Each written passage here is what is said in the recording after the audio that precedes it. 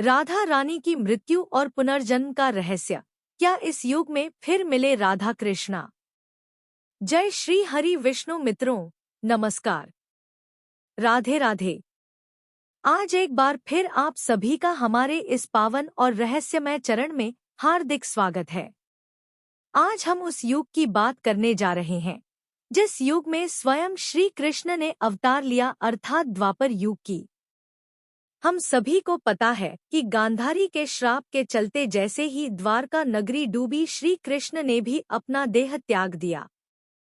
पर क्या आपने कभी सोचा है कि श्री कृष्ण की प्रिय, उनके दिल के सबसे करीब राधा रानी की मृत्यु कैसे हुई? आखिर उनकी अंतिम इच्छा क्या थी और उन्होंने श्री कृष्ण से ऐसा क्या मांग डाला जो आज भी चर्चा का विषय है? यह एक ऐसी प्रेम कहानी है जो समय से भी परे है। यह वो बंधन है जो तन से नहीं, आत्माओं से जुड़ा हुआ है। तो दोस्तों, आज हम जानेंगे राधा रानी की मृत्यु का असली रहस्य और उनकी अंतिम इच्छा की अनसुनी मगर रोचक कथा जो आपको हैरान कर देगी। आज की वीडियो अत्यंत ही ज्ञानपूर्वक और प्रेरणादायक है, इसलिए इस कथा और इस रहस्य को समझने के लिए वीडियो को पूरा जरूर देखें, क्योंकि इस कथा को पूरा सुनने से आपका जीवन सफल हो जाएगा।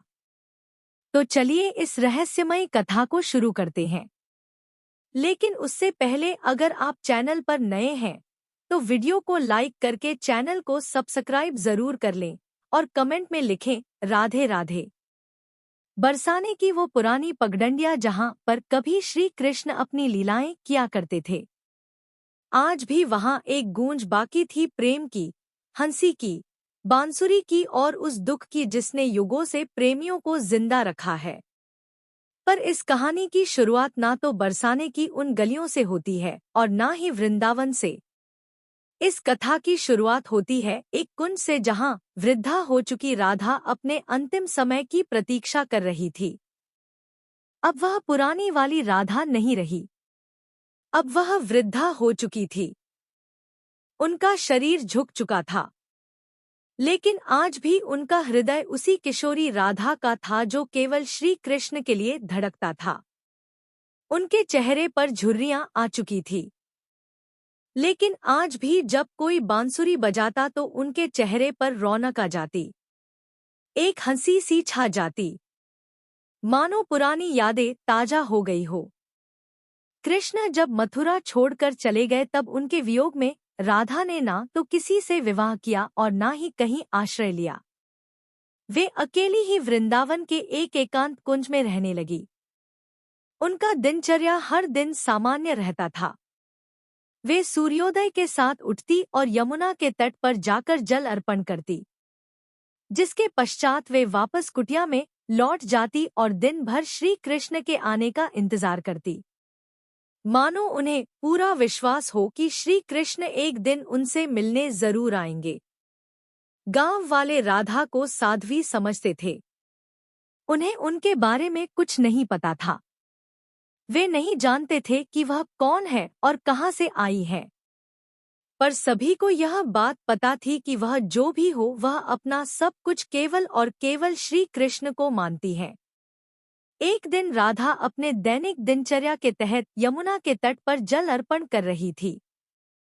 तभी उन्होंने अचानक आसमान की ओर देखा। हवा में सन्नाटा सा छा गया और उनके हृदय में एक कंपकंपी सी दौड़ गई, मानो पूरा ब्रह्मांड उन्हें कुछ कहना चाह रहा हो। और उसी दिन शाम को वे अपनी कुटिया के बाहर तुलसी के पौधे के पास बैठ गई और उन्हें प्रणाम करते हुए कहा कि अब मेरे जाने का समय आ गया है, पर मैं यूं ही नहीं जाऊंगी। मैं तब तक नहीं जाऊंगी जब तक स्वयं श्री कृष्ण मुझे विदा ना कर दें। राधा ने कहा कि मैं अपना देह तभी त्यागूंगी जब श्री कृष्ण अपने साक्षात रूप में मेरे सामने आएंगे और प्रेम से मेरा नाम पुकारेंगे। राधे उनकी यह इच्छा सुनकर गांव वाले चौंक गए और सोच में पड़ गए कि आखिर इतने बड़े राजा इस वृद्ध महिला से मिलने क्यों आएंगे। पर किसी ने भी राधा की भक्ति पर संदेह नहीं किया, क्योंकि उन्होंने जीवन भर सिर्फ प्रेम की परिभाषा को जिया था। उनके मन में श्री कृष्ण का अद्भुत प्रेम था और दूसरी तरफ द्वारका में बैठे श्री कृष्ण जिनके पास सब कुछ था पर फिर भी उनका दिल आज सूनापन झेल रहा था। कहते हैं ना कि सब कुछ पाकर भी आदमी के पास कुछ नहीं होता। आज श्री कृष्ण की हालत भी वैसी ही थी, लेकिन उन्हें अब अंदर से एक खिंचाव सा महसूस हो रहा था। उन्होंने अपनी आंखें बंद की और राधा की पुकार उनके कानों में गूंज पड़ी। इस पल श्री कृष्ण की आंखों में आंसू थे पर हृदय में सुकून। उन्होंने तुरंत सब कुछ छोड़कर उसी पल एकांत कुंज की ओर प्रस्थान किया जहां राधा रानी उनका इंतजार कर रही थी। जब श्री कृष्ण वहां पहुंचे तो राधा कुटिया के बाहर तुलसी के पेड़ के पास बैठी हुई थी। उनकी आंखें बंद थी और वे ध्यान में लीन थी। कृष्ण ने धीरे से कहा, राधे। यह शब्द सुनकर राधा की आंखें खुली और उनके चेहरे पर एक चमक छा गई। उनकी आंखों में वह प्रेम था जो ना कहा जा सकता था और ना ही छुपाया जा सकता था।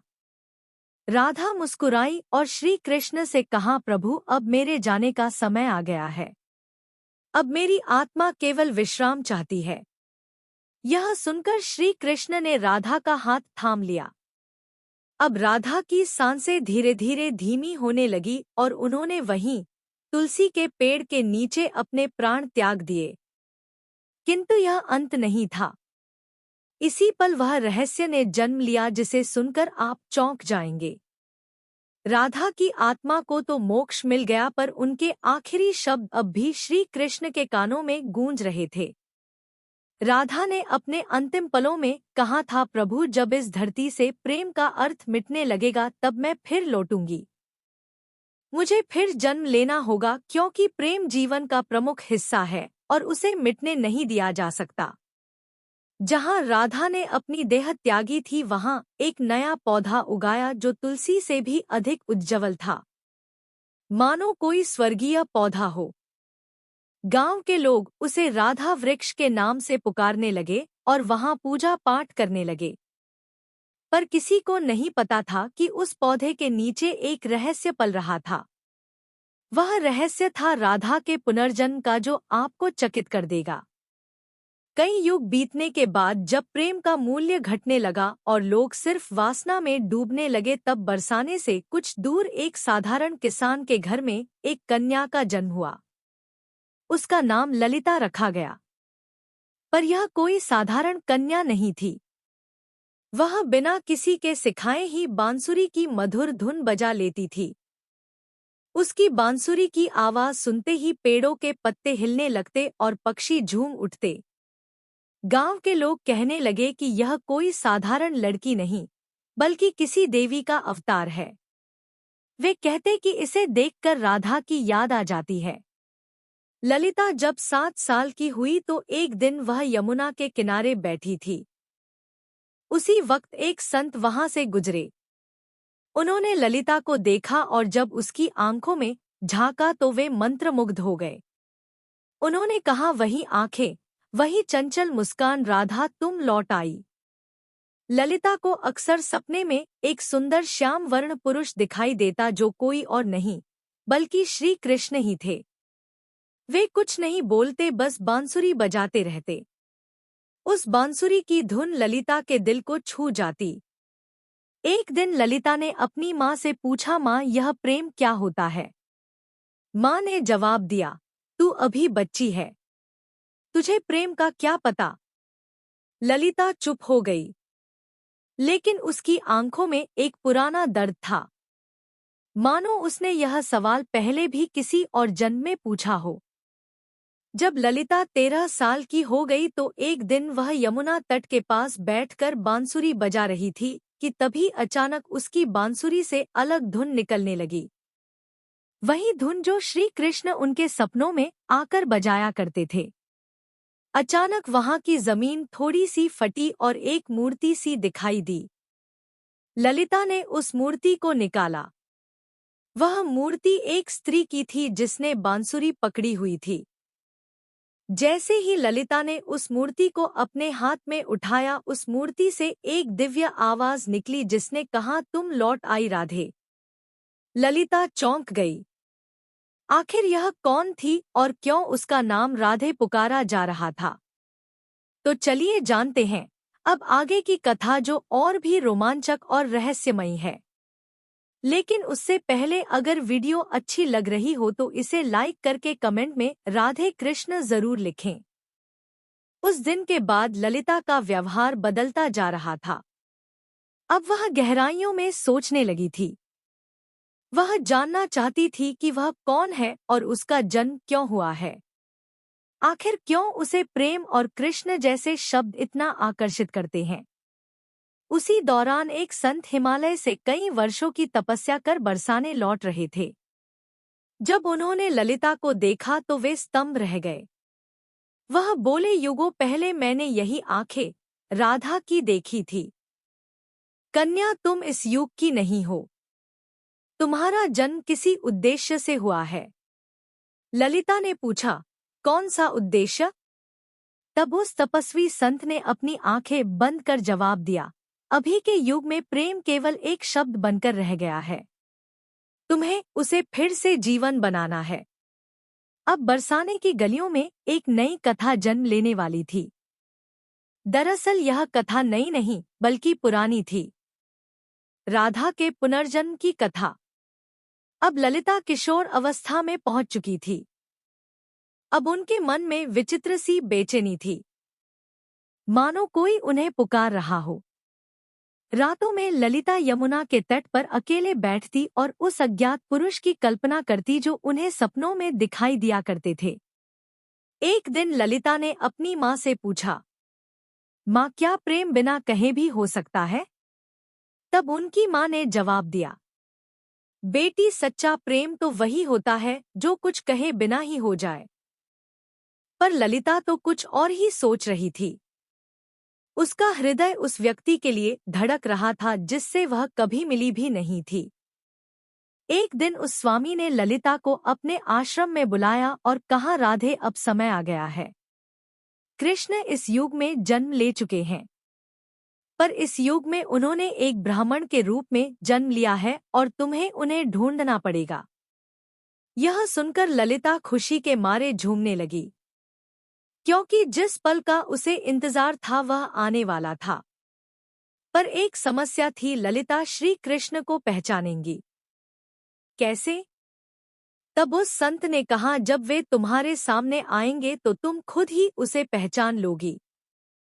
पर ध्यान रखना, इस बार परीक्षा और भी ज्यादा कठिन होगी, क्योंकि अब युग बदल चुका है।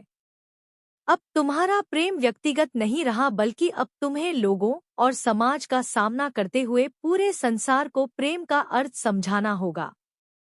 अब श्री कृष्ण पुनर्जन्म ले चुके थे और एक नवयुवक साधु के रूप में थे जिनका नाम अनंतानंद था, जो लोगों को उपदेश दिया करते थे। पर कोई नहीं जानता था कि असल में अनंतानंद है कौन। वे जब प्रवचन देते तो प्रेम की ऐसी वाणी बोलते कि लोग रो पड़ते थे। वे कहते थे, प्रेम केवल शरीर का नहीं बल्कि आत्मा का संबंध है। प्रेम का अर्थ ही है त्याग और समर्पण। पर अंदर से वे भी अधूरा सा महसूस करते थे। वे भी हर रात यमुना के तट पर जाकर बैठ जाते और उस अज्ञात स्त्री के स्वप्न में खो जाते। अब एक दिन संत के आदेशानुसार ललिता अपने माता पिता को प्रणाम कर अकेले ही अपने उस अज्ञात प्रेम की तलाश में निकल पड़ी। उनके हाथ में केवल एक छोटी सी बांसुरी थी और मन में दृढ़ निश्चय। वे गांव-गांव घूमती, कभी कथा सुनती तो कभी कई साधुओं से मिलती, इस उम्मीद में कि उसे उसका प्रेम मिल जाए। पर किसी साधु में वह तेज नहीं था जिसकी तलाश ललिता को थी। एक दिन उसे एक वृद्ध महिला मिली जिसने उससे पूछा, बेटी, तुम इधर-उधर क्यों भटक रही हो? तब ललिता ने कहा, मुझे किसी की तलाश है। उस वृद्ध महिला ने ललिता में राधा सा तेज देखा और उसे सुझाव दिया, बेटी, तुम अपनी यह बांसुरी बजाओ। जो तुम्हारे लिए बना होगा वह स्वयं ही धुन सुनकर तुम्हारे पास खींचा चला आएगा। जिसके पश्चात ललिता ने ऊंची पहाड़ी पर चढ़कर अपनी बांसुरी बजाई और ठीक उसी पल उसे कई मील दूर अनंतानंद की आंखें भर आई। ललिता अब तक 8 गांव पार कर चुकी थी। हर गांव में वह अपनी बांसुरी बजाती, मगर अब तक उसे वह नहीं मिल पाया था जिसकी उसे तलाश थी। ललिता को अनंतानंद के आसपास होने का एहसास होता, मगर वह उसे ढूंढ नहीं पा रही थी। अब वह थक चुकी थी, जिसके बाद उसने प्रण लिया कि यदि अगली पूर्णिमा की रात तक उसे वह नहीं मिला तो वह यमुना में कूदकर अपनी जान दे देगी। उस दिन आखिरी बार ललिता ने बांसुरी बजाई। उसकी धुन वैसी ही थी जो किसी को अंदर तक भिगो दे। उसी पल हिमालय में बैठे अनंतानंद को वह ध्वनि सुनाई दी। उसे वह ध्वनि काफी प्रभावी लगी, मानो उसने कई वर्षों बाद वही ध्वनि सुनी हो जो उसे पुकार रही हो। अनंतानंद ने तुरंत ही हिमालय छोड़ दिया। ठीक उसी रात ललिता को फिर से स्वप्न आया, पर इस बार स्वप्न काफी अलग था। इस बार श्री कृष्ण और राधा यमुना के तट पर बैठे थे और राधा श्री कृष्ण से पूछ रही थी, प्रभु क्या इस बार भी मेरी प्रेम कहानी अधूरी रह जाएगी? कृष्ण ने कहा, नहीं राधे, इस बार संसार को तुम्हारे प्रेम की पूर्णता दिखाई देगी। इतना कहते ही ललिता का स्वप्न टूट गया। ललिता के मन में एक नई उम्मीद जाग उठी थी। अब वह उस जगह पहुंची जहां अनंतानंद पहुंचने वाले थे।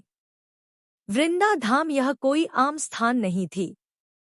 कहते हैं कि इसी स्थान पर राधा ने कृष्ण को आखिरी बार देखा था और एक शिला को छूकर प्रण लिया था कि जब तक उसकी प्रेम कहानी पूर्ण नहीं हो जाती वह लौटती रहेगी। उस समय वृंदा धाम में एक कथा हो रही थी और उस कथा के वाचक कोई और नहीं बल्कि स्वयं अनंतानंद थे।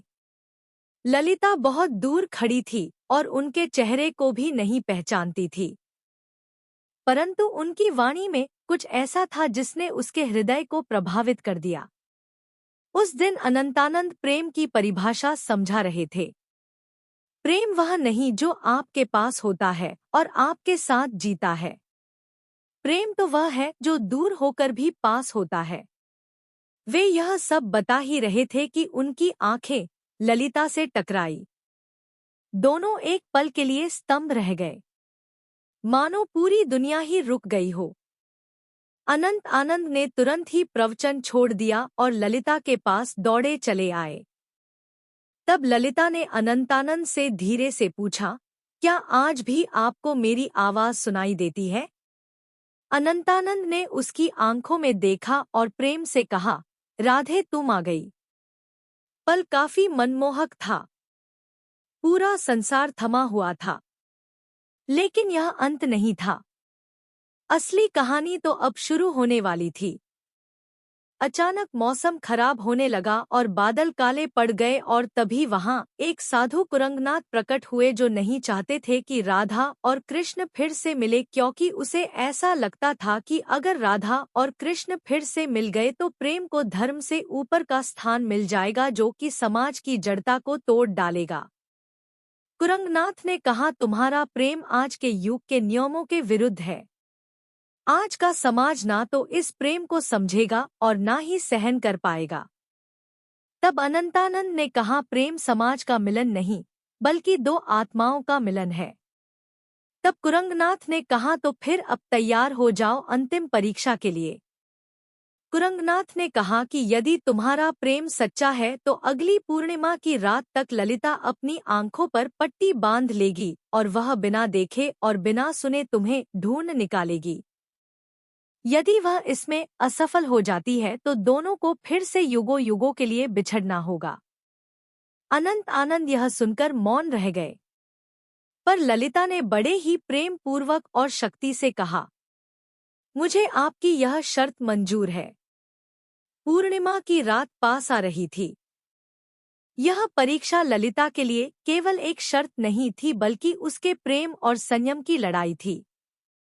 वह खुद भी यह जानना चाहती थी कि क्या बिना देखे सिर्फ मन और आत्मा से प्रेम किया जा सकता है या नहीं।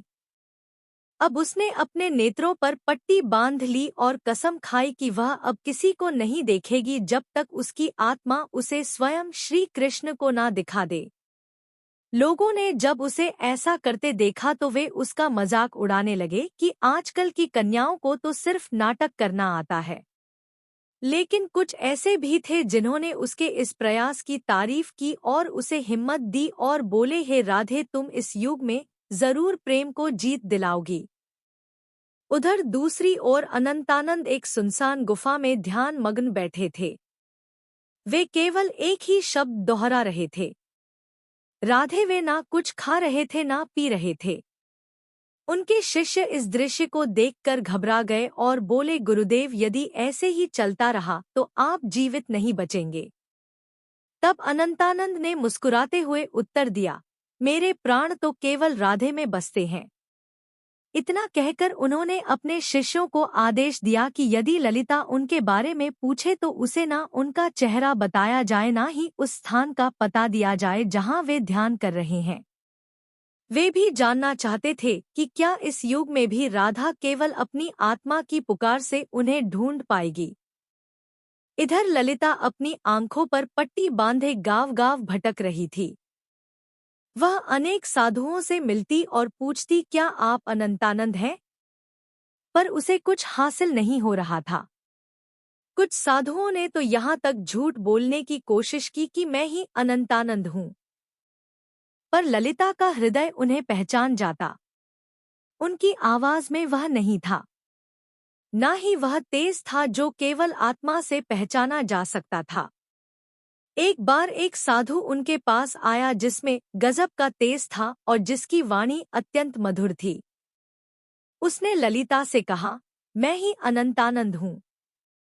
यह सुनकर ललिता एक पल के लिए डगमगा गई, पर तुरंत ही उसे एहसास हो गया और उसने उस साधु से कहा, आप में तेज तो काफी है, पर आप वह आत्मा नहीं है जिसकी मुझे तलाश है। उसी क्षण उस साधु ने अपना भेष बदल लिया। दरअसल वह कुरंगनाथ ही था जिसने भ्रम फैलाने के लिए ऐसा किया था। अब कुरंगनाथ ने क्रोध में कहा, तू अब तक नहीं टूटी? आखिर किस प्रेम की बात करती है तू? इतना सुनकर ललिता ने कहा, मेरा प्रेम इस युग के बंधनों से मुक्त है, जिसे शब्दों में समझाना असंभव है। इतना सुनकर कुरंगनाथ वहां से चला गया। अब ललिता उस गुफा के पास पहुंच चुकी थी जहां अनंतानंद ध्यान मग्न थे। ललिता धीरे धीरे गुफा के अंदर गई और अंत में उसे वहां किसी के होने का आभास हुआ, जिससे दिव्य तेज निकल रहा था। ललिता ने उन्हें पहचान लिया और उनके पास जाकर अपनी बांसुरी उनके पैरों में रख दी और कहा, मैं आपको देख नहीं सकती पर मेरा हृदय काफी जोर से धड़क रहा है। क्या आप वही हैं जिनकी मुझे तलाश है? अनंतानंद ने बांसुरी उठाई और उसे बजाया। वही धुन जो ललिता को यमुना तट और अपने सपनों में सुनाई देती थी।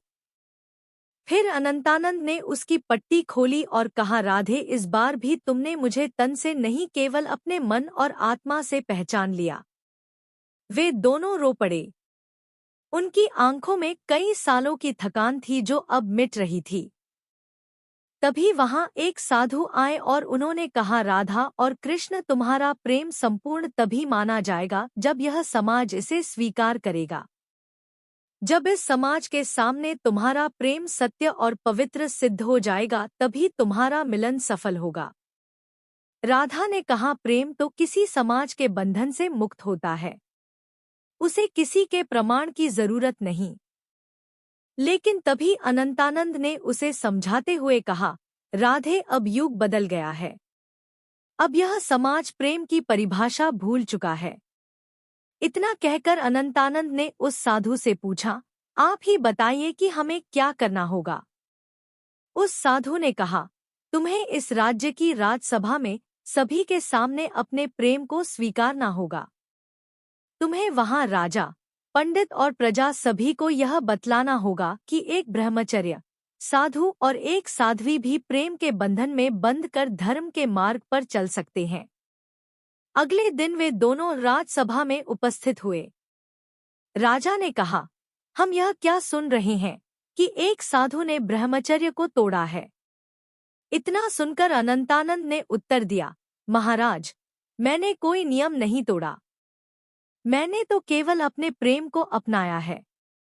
तब अनंतानंद ने प्रेम को समझाते हुए कहा, प्रेम कोई काम वासना नहीं है। प्रेम तो आत्मा का मिलन है। जब आज से कई युग पहले राधा और कृष्ण ने प्रेम किया था तब भी समाज ने यही कहा था, और जब वे जीवन भर समाज के कारण एक दूसरे से अलग रहे, फिर भी समाज चुप रहा। इतना कहते ही ललिता भी आगे बढ़कर बोली, मैंने केवल इन्हें तन से नहीं चाहा बल्कि मन से भी चाहा है, और अपने प्रेम को साबित करने के लिए मैंने कड़ी परीक्षा भी दी है। और इसी दौरान ललिता ने कुरंगनाथ की वह कठिन परीक्षा के बारे में सबको बताया। इतना सुनकर राजा और सभा मौन रह गए। को राजा के फैसले का इंतजार था।